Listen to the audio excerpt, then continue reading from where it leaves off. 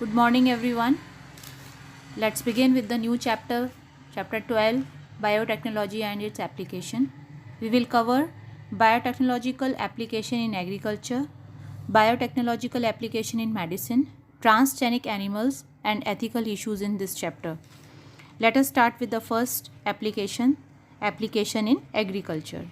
There are three ways for increasing food production. First, agrochemical based agriculture, organic agriculture, and third, genetically engineered crop based agriculture. In this chapter, we will be proving that the third option is the best. Why? Because the first option needs lot of chemicals which can be dangerous for human health, and the second option is not enough to produce food for the growing population. So let us see how this third option is like most suitable. We know that different ways of creating genetically modified organism. Like for this we need plants, bacteria, fungi, animals whose genes have been altered by manipulation become genetically modified organism, also called GMO in short. GM plants have been useful in many ways. They make crops more tolerant to abiotic stresses. They reduce reliance on chemical pesticide. They help us to reduce post-harvest losses. They increase efficiency of mineral usage by plants. They enhance nutritional value also, like we have vitamin A enriched rice.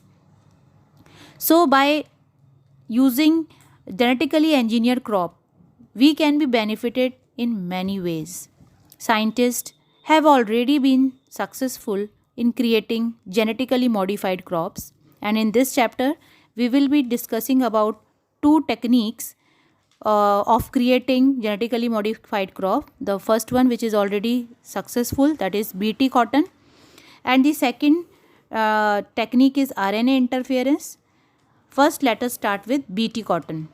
This BT cotton refers to Bacillus thuringiensis cotton. Children, please take your book before you listen this topic.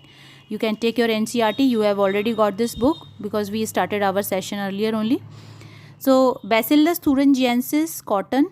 Now, you must be wondering that how this name, which is related to bacteria, is linked with cotton. Bacillus thuringiensis is the bacteria from where a desired gene is taken, which is inserted in the cotton plant to create this BT cotton. Now, how this cotton plant is benefited with this gene, which is taken from BT? BT is a bacteria which has provided a gene which is going to express a protein in the cotton plant which help to protect this cotton plant from insects. Tomorrow we will continue this topic. Thank you.